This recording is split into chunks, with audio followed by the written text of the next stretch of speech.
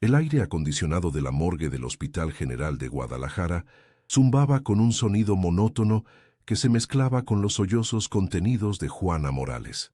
Sus manos temblorosas acariciaron por última vez el rostro frío de Alejandro, su esposo de 15 años. La piel había perdido esa calidez que tanto extrañaría, pero conservaba las líneas de expresión que ella conocía de memoria, las pequeñas arrugas alrededor de los ojos que se formaban cuando sonreía, la cicatriz casi imperceptible en la barbilla que se había hecho de niño al caer de su bicicleta.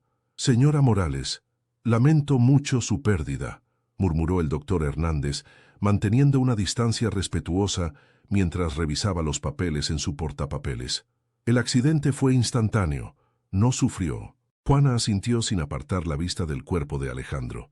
El uniforme de construcción que llevaba puesto estaba manchado de concreto seco y tierra rojiza.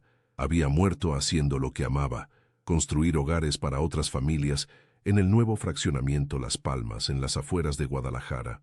La ironía la golpeó como un puñetazo al estómago. Su propio hogar ahora quedaría incompleto para siempre. Las lágrimas corrieron por sus mejillas mientras recordaba esa misma mañana cuando Alejandro se había levantado antes del amanecer como siempre. Lo había visto afeitarse frente al espejo del baño, tarareando una canción de Vicente Fernández. Le había preparado su lonchera con tacos de frijoles refritos y una botella de agua helada. El último beso que le dio sabía a café y menta del chicle que siempre masticaba después del desayuno. ¿Cuándo podremos proceder con el funeral?», preguntó con voz quebrada, secándose las lágrimas con el pañuelo arrugado que tenía en la mano. «La autopsia es rutinaria en casos de accidente laboral, señora. La empresa constructora la requiere para el seguro. Mañana por la mañana temprano empezamos. Para el jueves por la tarde ya podrán llevárselo», explicó el doctor con profesionalismo, aunque su voz denotaba compasión genuina. Juana besó la frente de Alejandro una última vez, sintiendo el metal frío de su cadena favorita contra sus labios. Era una medalla de San Judas Tadeo que su madre le había dado cuando se casaron hace 15 años, en la pequeña capilla del barrio donde ambos habían crecido.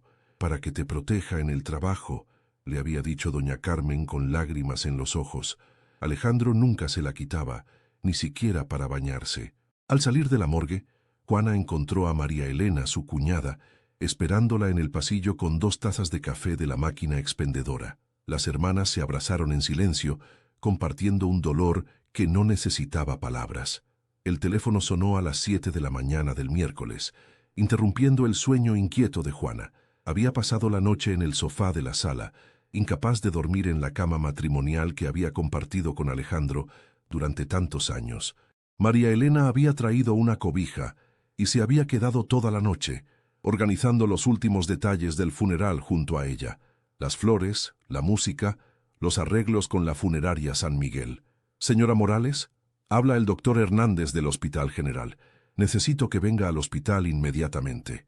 La voz del médico sonaba tensa, muy diferente al tono profesional pero comprensivo del día anterior. El corazón de Juana se aceleró. El tono grave del médico hizo que se le erizara la piel. «¿Pasó algo malo, doctor? ¿Hay algún problema con el cuerpo de mi esposo?» «Señora, es preferible que hablemos en persona. Es urgente. Venga lo antes posible, por favor». María Elena la acompañó en el trayecto en silencio, ambas presintiendo que algo no andaba bien. El tráfico matutino de Guadalajara estaba particularmente pesado esa mañana, y cada semáforo en rojo parecía una eternidad. Juana tamborileaba nerviosamente con los dedos sobre el volante de su viejo Tsuru, mientras María Elena rezaba en voz baja el rosario que siempre llevaba en su bolsa. En su oficina, el doctor Hernández evitaba el contacto visual. Su escritorio, normalmente ordenado, estaba cubierto de documentos, fotografías médicas y carpetas manila que mantuvo cuidadosamente boca abajo. Había también un detective de la policía judicial esperándolas, un hombre de mediana edad con bigote gris que se presentó como el investigador Ramírez. «Señora, durante la autopsia encontramos algo completamente inesperado», comenzó el doctor, eligiendo cuidadosamente sus palabras mientras se ajustaba los lentes. Su esposo tenía una herida de bala en el pecho, oculta por la ropa y los daños del accidente de la construcción. Juana sintió que el mundo se desplomaba bajo sus pies. La habitación comenzó a dar vueltas y tuvo que sujetarse del brazo de la silla para no caer. Eso es imposible, doctor. Alejandro murió aplastado por esas vigas de acero cuando se desplomó el andamio. Yo hablé con don Roberto, el capataz. Él me explicó todo lo que pasó. Señora Morales, comprendo su shock, intervino el detective Ramírez, pero la evidencia es irrefutable. La bala ingresó por la espalda, entre la tercera y cuarta costilla. El proyectil de calibre 38 sigue alojado cerca del corazón. Su esposo fue asesinado antes del accidente. María Elena tomó la mano de Juana, quien temblaba violentamente. Las fotografías que el doctor volteó sobre el escritorio mostraban claramente el orificio de entrada de la bala, algo que había pasado completamente desapercibido en el caos inicial del accidente y la urgencia de trasladar el cuerpo. Pero, ¿cómo es posible que nadie se diera cuenta?, preguntó Juana con voz entrecortada. La herida quedó oculta por la posición del cuerpo cuando llegó aquí, y la ropa de trabajo gruesa disimuló el orificio, explicó el doctor. Solo se hizo evidente cuando comenzamos la autopsia propiamente dicha. Señora Morales, esto ahora es oficialmente una investigación por homicidio. Esa tarde, después de dar su declaración inicial en la comandancia de policía, Juana regresó a casa con la cabeza dándole vueltas. Carlos y Sofía habían llegado de la escuela y estaban haciendo la tarea en la mesa del comedor, ajenos a la tormenta que se había desatado en sus vidas. Juana les había dicho simplemente que había papeleos que resolver por la muerte de su papá. Necesitaba respuestas. Comenzó a revisar obsesivamente las pertenencias de Alejandro, buscando alguna pista, alguna señal que pudiera explicar por qué alguien querría matarlo. En el closet, entre sus camisas de trabajo, encontró una caja de zapatos que contenía recibos viejos, fotografías familiares y algunos documentos personales que no había visto antes. En el bolsillo trasero de los jeans que Alejandro había usado el domingo anterior, encontró un papel doblado con un número telefónico y la palabra Saltillo, escrita con su letra característica, esa escritura inclinada que había aprendido a reconocer en las notas de amor que le dejaba cuando eran novios. Su mente viajó inmediatamente 8 años atrás, cuando Alejandro había trabajado en esa ciudad durante 6 meses en un proyecto de construcción de un centro comercial. Había sido un contrato muy bien pagado, suficiente para que pudieran dar el enganche de la casa donde ahora vivían, pero había regresado diferente, más callado, más reservado. Se sobresaltaba con ruidos fuertes, especialmente si sonaban como disparos. Cuando le preguntaba qué le pasaba, él cambiaba de tema o inventaba excusas sobre el estrés del trabajo y la distancia de la familia. Con las manos temblorosas, marcó el número telefónico desde el teléfono de la casa. Carlos y Sofía seguían concentrados en sus tareas y María Elena había salido a comprar ingredientes para la cena. Una voz masculina y áspera contestó después de varios timbrazos. «Bueno, disculpe, encontré este número entre las cosas de mi esposo, Alejandro Morales. Él murió ayer en un accidente». Mintió siguiendo un instinto que le decía que no debía mencionar el asesinato. Un silencio largo y tenso se extendió por la línea. Juana podía escuchar ruido de tráfico de fondo y voces distantes. Luego, la voz bajó a un murmullo amenazante. «Señora, su esposo me debe dinero, mucho dinero, y ahora esa deuda es suya. No entiendo de qué habla usted. Alejandro era un hombre honesto, trabajador, nunca se metía en problemas. Su marido vio cosas que no debía ver, señora, y para mantener la boca cerrada tuvo que hacer trabajitos para nosotros. Pero el muy cabrón se rajó a la mera hora y se llevó algo que no era suyo». El corazón de Juana latía tan fuerte que estaba segura de que el hombre podía escucharlo a través del teléfono. «Pregúntele a don Roberto Vázquez en la obra donde trabajaba su marido. Él sabe toda la verdad sobre lo que pasó en Saltillo. Y señora, si quiere que sus hijos estén seguros, es mejor que coopere con nosotros». La línea se cortó abruptamente. Juana se quedó mirando el teléfono, sintiendo que su vida se desmoronaba pieza por pieza. Todo lo que creía conocer sobre Alejandro, sobre su matrimonio, sobre su vida, se estaba revelando como una mentira cuidadosamente construida. Don Roberto Vázquez, el capataz de la construcción, recibió a Juana en su oficina improvisada de lámina corrugada en el terreno de la obra Las Palmas. Sus ojos cansados, enrojecidos por años de trabajo bajo el sol y el polvo, reflejaron una mezcla de compasión y culpa cuando ella le contó sobre la llamada telefónica y lo que había descubierto la autopsia. La oficina olía a cemento, sudor y café recalentado. En las paredes había planos de construcción, calendarios con fotografías de mujeres en bikini y una imagen enmarcada de la Virgen de Guadalupe. Don Roberto se quitó su casco amarillo y se pasó la mano por el cabello gris mientras servía 2 tazas de café de una jarra térmica abolladada. «Juana, lo que te voy a contar no va a ser fácil de escuchar», suspiró profundamente, mirando por la ventana hacia donde sus trabajadores seguían laborando en el edificio. Alejandro estuvo metido en problemas muy serios en Saltillo, problemas que no se resuelven fácil. Le explicó que 8 años atrás, Alejandro había estado trabajando de noche en una obra cerca del centro de Saltillo, cuando fue testigo accidental de un ajuste de cuentas entre grupos del narcotráfico. Había visto cómo ejecutaron a 3 hombres en el estacionamiento de una bodega abandonada y cómo metieron los cuerpos en tambos de ácido. Los cabrones se dieron cuenta de que Alejandro los había visto, lo amenazaron de muerte, pero luego se dieron cuenta de que podía serles útil. Un albañil honesto, con familia, sin antecedentes, era perfecto para transportar dinero y drogas sin levantar sospechas. Don Roberto se levantó y cerró la puerta de la oficina, asegurándose de que nadie más pudiera escuchar. Por 2 años Alejandro tuvo que hacer trabajitos para ellos. Transportaba maletas de dinero desde Saltillo hasta diferentes ciudades, Monterrey, Tijuana, incluso aquí a Guadalajara. A cambio, lo dejaban en paz y le pagaban muy bien. Con ese dinero fue como pudieron comprar la casa. «¿Por qué nunca me lo dijo?», murmuró Juana, las lágrimas corriendo por sus mejillas mientras sentía que todo su mundo se desmoronaba. «Te quería proteger, Juana». Alejandro vivía aterrado de que algún día vinieran por él, pero más aterrado estaba de que te hicieran daño a ti o a los niños. Me contó que había noches en que no podía dormir, vigilando por la ventana, esperando que llegaran a cobrar venganza. ¿Pero qué fue lo que salió mal? ¿Por qué lo mataron ahora después de tantos años? Don Roberto se rascó la barba gris, evitando el contacto visual. Según me contó Alejandro hace unas semanas, en su último viaje se suponía que iba a entregar una maleta con $500,000 en Tijuana. Pero cuando llegó al punto de encuentro, los federales ya estaban ahí. Hubo una balacera, se llevaron preso al contacto, y Alejandro tuvo que huir con el dinero. La mención de sus hijos, Carlos de 12 años y Sofía de 8, la golpeó como un rayo.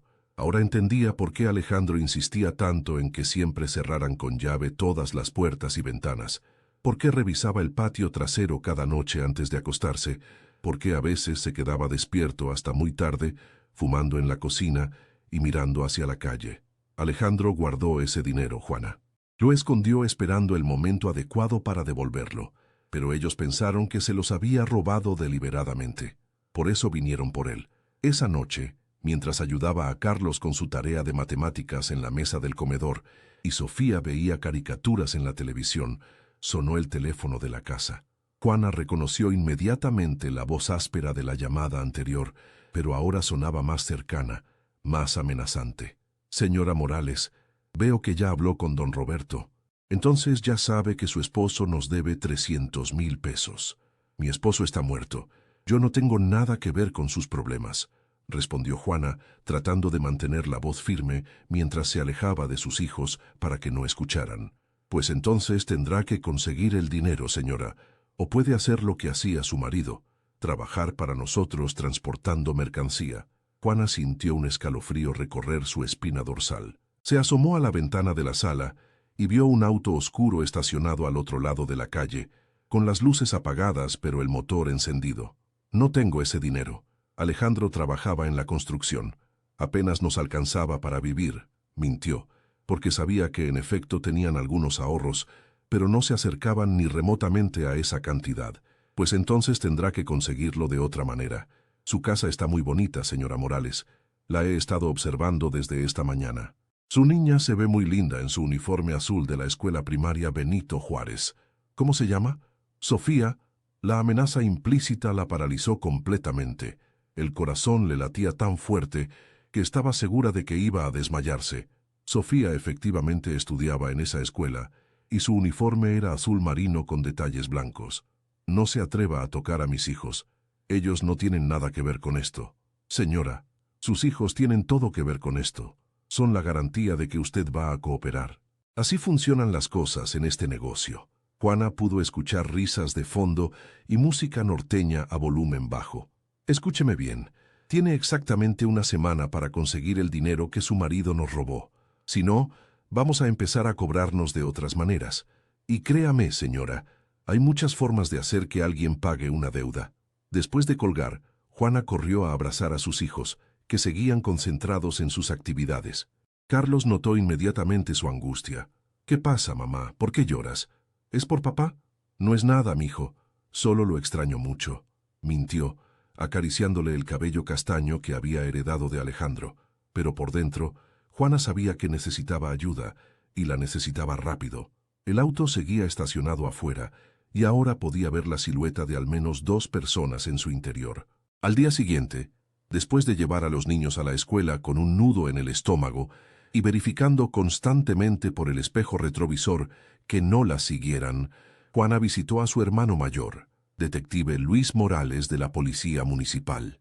La comandancia estaba ubicada en una zona céntrica de Guadalajara, en un edificio gris de concreto que había visto mejores días. Su oficina en el segundo piso olía a café frío, cigarrillos y papel viejo. Luis había envejecido mucho en los últimos años. El trabajo policial había dejado líneas profundas en su rostro de 45 años y había comenzado a mostrar canas prematuras en sus sienes. En las paredes había diplomas, fotografías con otros oficiales y un mapa de la ciudad marcado con chinchetas de colores que indicaban zonas de alta criminalidad.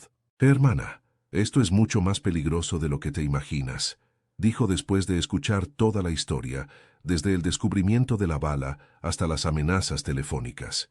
«Estos cabrones no se andan con juegos. He visto lo que son capaces de hacer cuando alguien no paga». Luis se levantó de su escritorio y cerró la puerta de la oficina.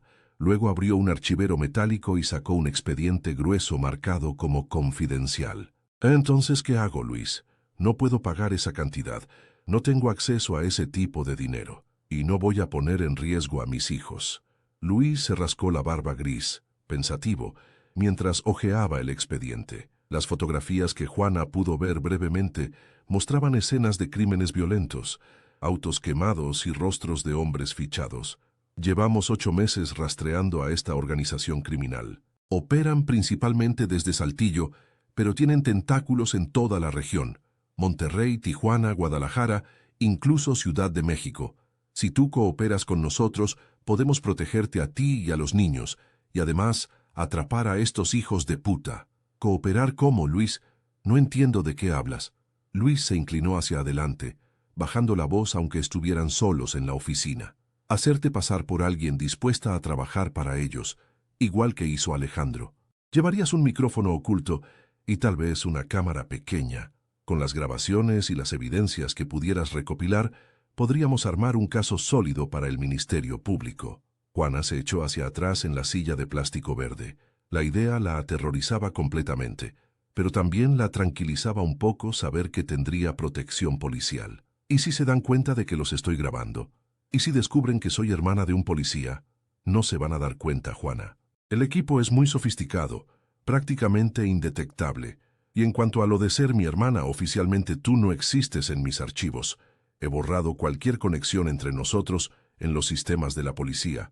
Luis abrió otro folder y le mostró fotografías de dispositivos de grabación diminutos, micrófonos del tamaño de un botón, cámaras que parecían aretes o broches para el cabello. Además, no estarías sola. Tendríamos equipos de vigilancia las 24 horas. A la menor señal de peligro entramos a sacarte. Después de 3 horas de discusión, revisión de protocolos y firma de documentos confidenciales, Juana accedió al plan. No tenía otra opción si quería mantener vivos a sus hijos y obtener justicia para Alejandro. El encuentro se programó para el viernes por la noche en un restaurante de mariscos llamado El Pulpo Feliz, en el centro de Guadalajara. Era un lugar de clase media, con manteles de cuadros rojos y blancos y decoración náutica en las paredes. Juana llegó puntualmente a las 8 de la noche, llevando el micrófono oculto en su brasier y una cámara diminuta disimulada como un broche en su blusa negra. Sus manos sudorosas temblaban mientras esperaba en una mesa del fondo, con vista a la entrada principal. Había practicado la conversación con Luis docenas de veces, pero ahora que estaba ahí, sentía que se le iba a olvidar todo. El mesero, un joven de unos 20 años con delantal manchado, le ofreció el menú 3 veces, pero ella solo pidió un refresco que no pudo tomar ni un sorbo. El hombre que la esperaba llegó 10 minutos tarde. Era más joven de lo que había imaginado, quizás de unos 35 años, vestido de manera casual pero elegante. Jeans oscuros, camisa blanca y una chamarra de cuero café. Tenía el cabello negro peinado hacia atrás con gel y unos ojos color miel que delataban su peligrosidad. Una cicatriz delgada le atravesaba la ceja izquierda.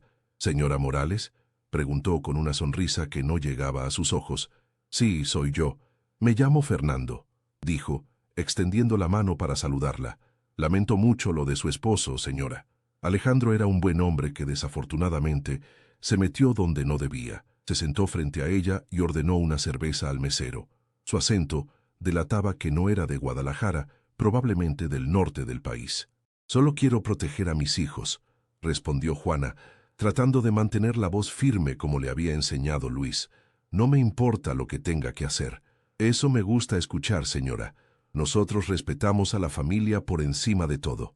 El trabajo que le voy a ofrecer es sencillo y bien pagado. Va a recibir paquetes en su casa y los va a entregar en direcciones específicas que le vamos a proporcionar».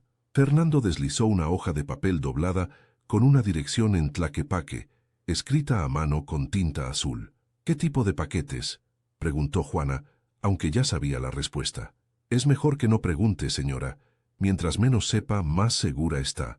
Lo único que tiene que saber es que son 50,000 pesos por cada entrega exitosa. En 6 entregas queda completamente libre de la deuda de su esposo y puede elegir si quiere seguir trabajando con nosotros». Juana tomó el papel, sintiendo que firmaba un pacto con el diablo. La dirección estaba en una colonia que conocía vagamente, cerca del centro de Tlaquepaque. ¿Y después de las 6 entregas? Después puede elegir libremente, seguir trabajando con nosotros con muy buenas ganancias, o desaparecer para siempre y nunca volver a saber de nosotros. Pero si decide traicionarnos o hablar con las autoridades, sus hijos van a pagar las consecuencias. Y créame, señora, tenemos maneras muy creativas de hacer que la gente entienda nuestro mensaje. La amenaza quedó flotando en el aire como humo tóxico. Fernando terminó su cerveza y se levantó de la mesa. «La primera entrega es mañana por la mañana. Alguien va a dejar el paquete en su puerta a las 9 en punto. Usted lo recoge y lo lleva a la dirección que le di. Nada más simple que eso». El sábado por la mañana, exactamente a las 9, un joven en una motocicleta deportiva azul dejó un paquete pequeño envuelto en papel manila en la puerta de la casa de Juana. Ella había estado esperando detrás de la cortina de la sala, observando la calle desde las 7 de la mañana. Su corazón se aceleró al tomar el paquete. Era más pesado de lo que esperaba y tenía una textura extraña, como si contuviera pequeños objetos sólidos envueltos en algo suave. Luis había instalado cámaras de vigilancia ocultas en varios puntos de la casa durante la noche anterior, y un equipo de seguimiento, compuesto por 3 autos sin marcas, la acompañaría discretamente hasta el punto de entrega y de regreso. Antes de salir, abrazó fuertemente a Carlos y Sofía, quienes se habían quedado viendo caricaturas matutinas con María Elena. «¿A dónde vas, mami? ¿Por qué te ves nerviosa?», preguntó Sofía con sus grandes ojos marrones, exactamente iguales a los de Alejandro. «A hacer unos mandados importantes, mi amor. Me regreso en menos de 2 horas», mintió besando su frente pequeña. Carlos, que a los 12 años ya había desarrollado la intuición de que algo no andaba bien en casa desde la muerte de su padre, la miró con preocupación. «¿Estás bien, mamá? Desde que murió papá te veo muy extraña». «Todo va a estar bien, hijo. Solo son cosas de adultos que tengo que resolver». El trayecto hasta Tlaquepaque se sintió eterno a pesar de que solo tomó 40 minutos. La dirección correspondía a una casa modesta de color amarillo en una colonia popular, con rejas de herrería verde y un pequeño jardín frontal lleno de plantas. Una mujer mayor, de unos 60 años, con cabello gris recogido en un chongo, recibió el paquete sin hacer preguntas, y le entregó un sobre manila grueso con dinero. ¿Todo bien, señora?, preguntó la mujer con una sonrisa amable. Sí, gracias, respondió Juana, guardando rápidamente el sobre en su bolsa. Al contar el dinero en el auto, efectivamente eran 50,000 pesos en billetes de 500 y 1,000, más dinero del que había tenido junto en toda su vida. Al regresar a casa, encontró otro mensaje de Fernando en su contestadora. Excelente trabajo, señora Morales. El siguiente paquete es el martes a la misma hora. Mantenga la puntualidad. Esa noche, Luis la visitó para revisar las grabaciones de audio y video que había logrado recopilar. La calidad técnica era excelente y habían logrado capturar información valiosa sobre la estructura de la organización, incluyendo nombres, direcciones y métodos de operación. Va muy bien, hermana. Unas entregas más y tendremos suficiente evidencia para presentar ante el juez federal y solicitar órdenes de aprehensión. Pero Juana no podía sacudirse la sensación persistente de que algo iba a salir terriblemente mal. Los criminales habían sobrevivido tanto tiempo precisamente porque eran cuidadosos y desconfiados. La cuarta entrega cambió completamente el panorama. El paquete era notablemente más grande y pesado que los anteriores, del tamaño aproximado de una caja de zapatos, y la dirección la llevó a una zona industrial en las afueras de Guadalajara, cerca del aeropuerto. Eran las 11 de la noche de un martes, y la zona estaba prácticamente desierta, excepto por algunos camiones de carga estacionados. Durante el trayecto, Juana notó que los autos de seguimiento policial habían desaparecido misteriosamente. Trató de comunicarse con Luis por radio, pero solo escuchó estática. Una sensación de pánico comenzó a apoderarse de ella cuando se dio cuenta de que estaba completamente sola. Su teléfono celular sonó justo cuando estacionó su Tsuru frente a un almacén gris sin ventanas. Señora Morales, esperamos sinceramente que no haya pensado que somos estúpidos. Era la voz de Fernando, pero ahora sonaba fría y amenazante, muy diferente al tono cordial de sus encuentros anteriores. No sé de qué me habla, respondió Juana, aunque ya sabía que habían descubierto el engaño. Su hermano, el detective Luis Morales, las cámaras ocultas en su casa, el micrófono que lleva puesto ahora mismo en su brasier, los autos que la han estado siguiendo durante todas sus entregas anteriores. Juana sintió que el mundo se desplomaba nuevamente. Su respiración se aceleró y comenzó a sudar frío a pesar de que la noche estaba fresca. Escúcheme muy bien, señora. Va a bajar de su auto, va a entrar a ese almacén y va a entregar el paquete como si nada hubiera pasado. Si coopera y nos dice todo lo que quiere saber la policía, tal vez sus hijos sigan vivos cuando amanezca. Si no, la llamada se cortó abruptamente. Con las manos temblando incontrolablemente, Juana bajó del auto y caminó hacia el almacén. El sonido de sus pasos sobre el concreto agrietado resonaba en la noche silenciosa. La puerta metálica se abrió lentamente antes de que pudiera tocar, como si hubieran estado esperándola. Adentro la esperaban 4 hombres armados con pistolas y rifles de asalto, además de Fernando. El lugar olía a aceite de motor, humedad y algo más desagradable que prefirió no identificar. En una silla de plástico blanco, atado con cuerdas y con la cara hinchada por los golpes, estaba Luis. Su uniforme de policía estaba desgarrado y manchado de sangre.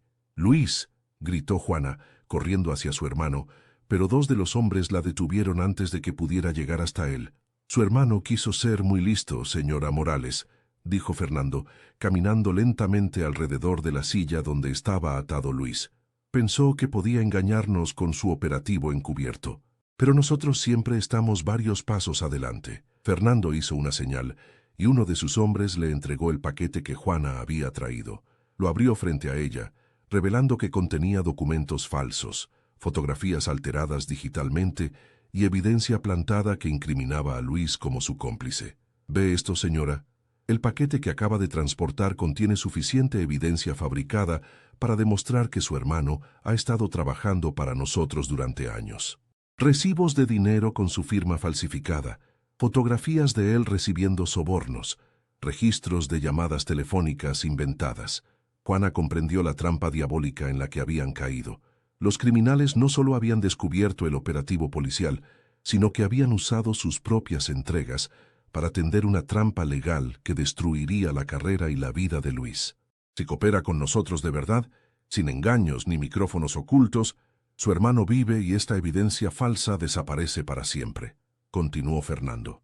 Si no, los dos mueren aquí mismo, y mañana por la mañana sus hijos van a recibir pedacitos de ustedes por correo.